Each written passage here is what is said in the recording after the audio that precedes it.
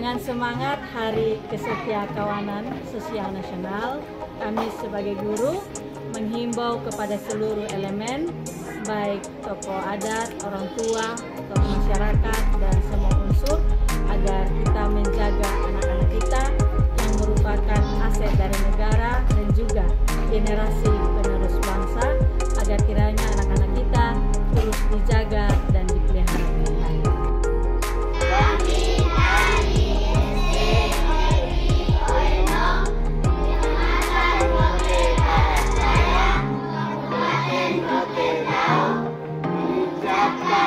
Selamat Hari Kesetiakawanan Sosial Nasional tahun 2024.